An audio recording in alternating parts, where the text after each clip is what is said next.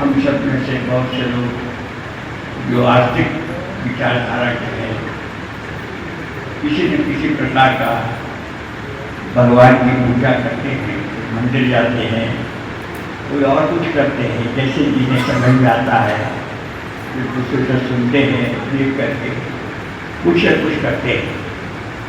लेकिन उसका प्रभाव हमारे जीवन में क्या पड़ता है वो कभी हम देखने का प्रयास नहीं करते। और यदि इसको समझने की कोशिश करें तो पता चलेगा कि केवल एक ऐसे ही हम देखा देखी सुनी सुनाई पर कर लेते हैं, उसके लाभ से हम जीवन में कभी प्रचित नहीं करते।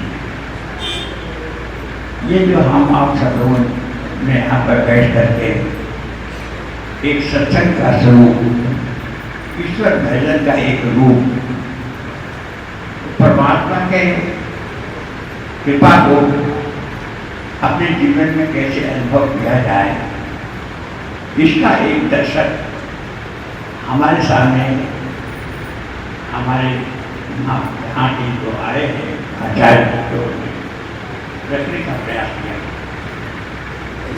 यह एक बड़ी अद्भुत चीज है और बड़ा ही अमूल्य है, कोई इसका मूल्य नहीं चुका सकता, बशर्ते हम इसको समझें, जानें।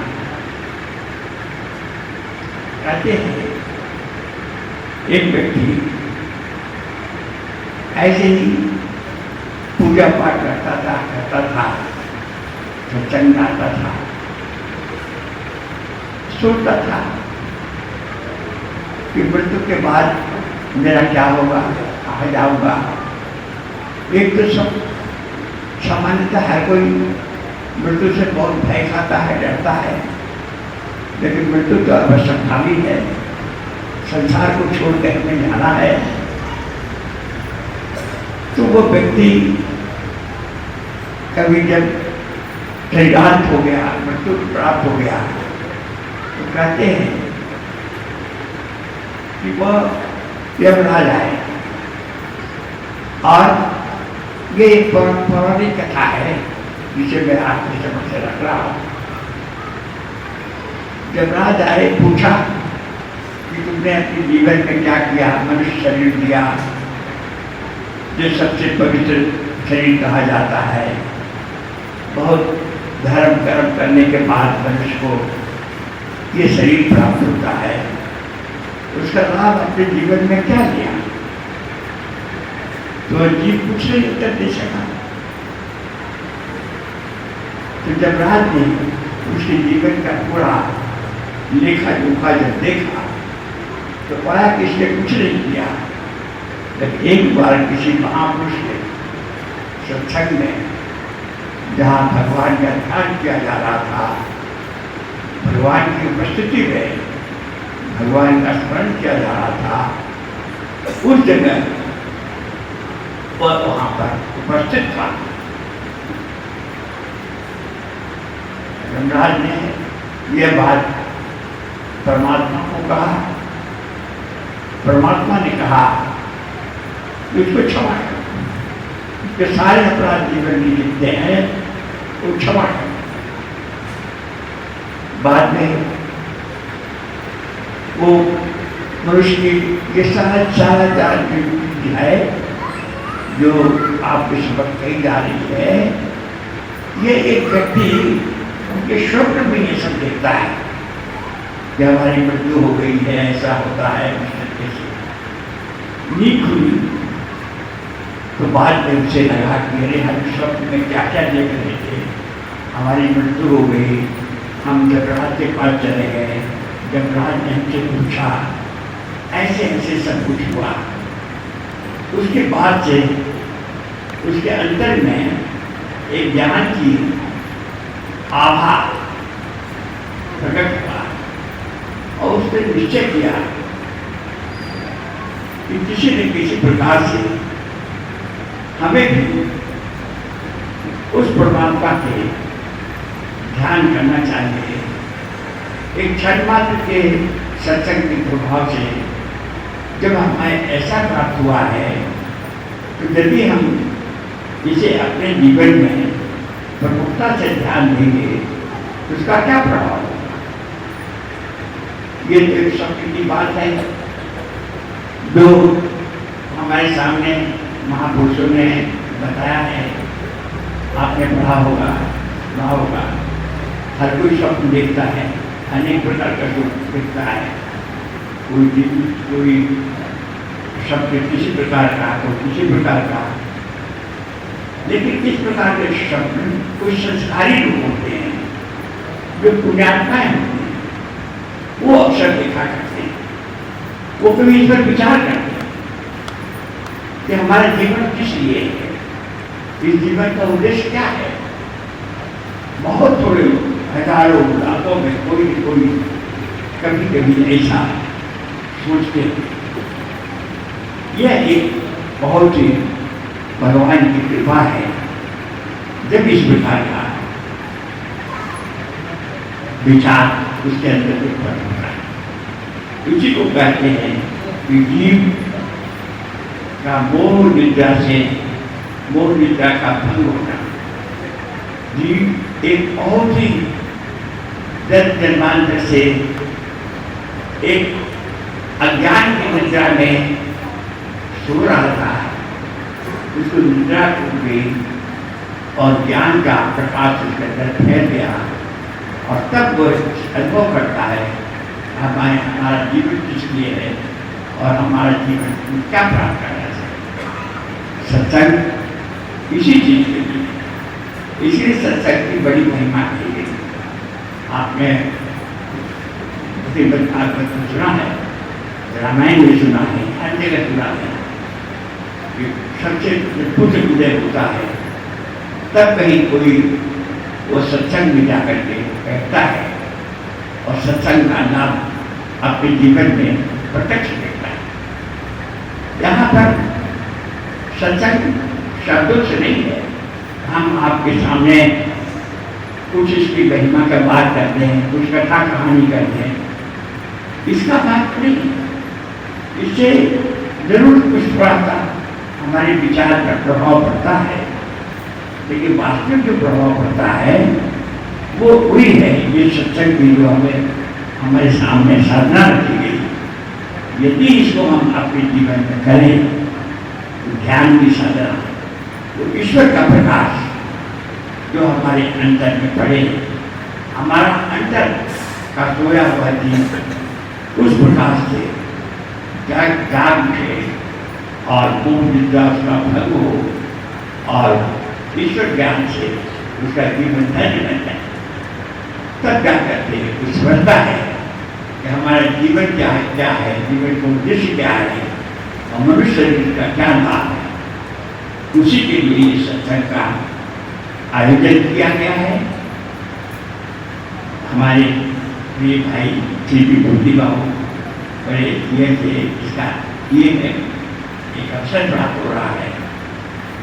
यहाँ पर जब हम आते हैं, भले ये बात हमको इस चक्षु से दिखाई नहीं पड़ता कि इसके अंदर में रहस्य क्या है, इस सत्संग के अंदर में क्या होता है।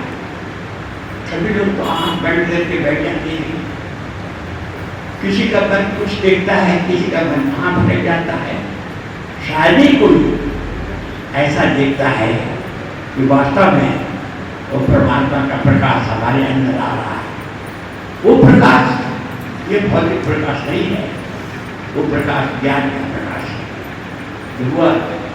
वो प्रकाश हमारे अंदर करता है तो वो हमारा अंदर का अज्ञान है वो दूर हो जाता है और हम अपने जीवन का परम उद्देश्य को समझ पाते हैं। इसलिए सत्संग का इतना महत्व है और वो यही सत्संग है। इसलिए ये सत्संग को ही कहते हैं आंतरिक सत्संग, बाहरी सत्संग नहीं है। ये बात क्या है, इसलिए यहाँ पर जब हम आते हैं तो हमें बड़ी सजग होकर, सावधान होकर यहाँ बैठना चाहिए। यहाँ एक शक्ति का प्रवाह चलता है। वह शक्ति गुरु शक्ति कही जाती है, ईश्वरीय शक्ति जाती है। वो प्रभाव में हमारा जब अंतर धुल जाता है, उसमें जब निमग्न होता है हमारा मन, हमारा बुद्धि, हमारा चित्त, वो पवित्र हो जाता है, परम पवित्र हो जाता है। जैसे हम गंगा में स्नान करते हैं तो हमारे सारे पाप धुल जाते हैं, ऐसे ही यह सत्संग गंगा है। जब तुम्हारा मन, अंतर मन इसमें प्रवेश करता है, वो गुरु शक्ति का प्रवाह, वो प्रकाश, वो आत्मा परमात्मा का प्रकाश हमारे अंदर उतरता है। उस प्रकार से हमारा आंतरिक शरीर जब उससे खुलता है, स्नान करता है, फर्क बदल जाता है, जीवन बदल जाता है, जीवन का उद्देश्य समझ में आ जाता है। इसलिए बड़ा ही सजग होकर, बड़ी सावधानी से, बड़े ही भावपूर्वक ऐसे स्थान पर बैठा जाता है। यहाँ बैठ करके जो शांति हमें जीवन में प्राप्त होती है, तो बहुत कठिन तपस्या करके नहीं होती है, क्योंकि यहाँ पर प्रकृति परमात्मा को प्रकट होने पर बड़ी सजग हो जाती है, वहाँ वातावरण में शांति छा जाती है। इसलिए यहाँ चुपचाप शांति से बैठ जाना ही साधना का उद्देश्य है। ऐसा नहीं कि यहाँ पर हम आए, बैठ गए, इधर बात कर रहे हैं, उधर बात कर रहे हैं, शरीर हिल रहा है, डुल रहा है, तो मन भी लेगा डुलेगा। थोड़ा देर का समय है, क्यों न हम सब तरफ से आपने वो मन को हटा करके थोड़ा देर के लिए, आधे घंटे के लिए भगवान की तरफ बढ़े, उसी के लिए ये आयोजन किया गया है। अभी हम लोगों ने सत्संग के पहले भगवान का आह्वान किया, परमात्मा से प्रार्थना की थी, परमात्मा हम सब लोग आप आराधना करना चाहते हैं, आप हम सबको को बीच पधारे, आसन पर आप बिठा दें, हम सब लोग आपका ध्यान करना चाहते हैं, आपकी कृपा प्राप्त करना चाहते हैं। इस उद्देश्य से हम सब लोग एकत्र हुए हैं।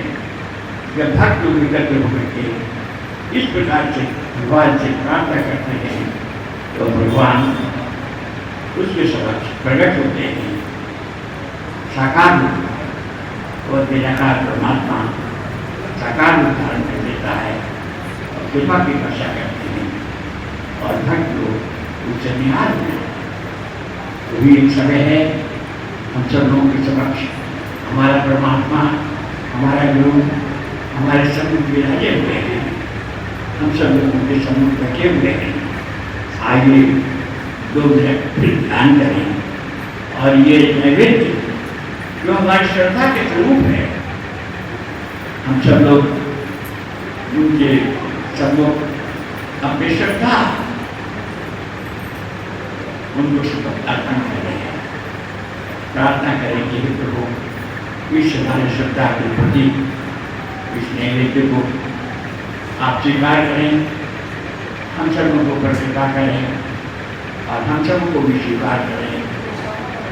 भाव से, भाव से जो कोई भी यहाँ पर इस सत्संग में आकर के बैठ गए हैं, उनके ऊपर को कृपा हो, सब तरह से जीवन में मंगल हो, एक प्रार्थना के साथ ये नैवेद्य हम सब अर्पण करें, उनमें प्रणाम करते हैं।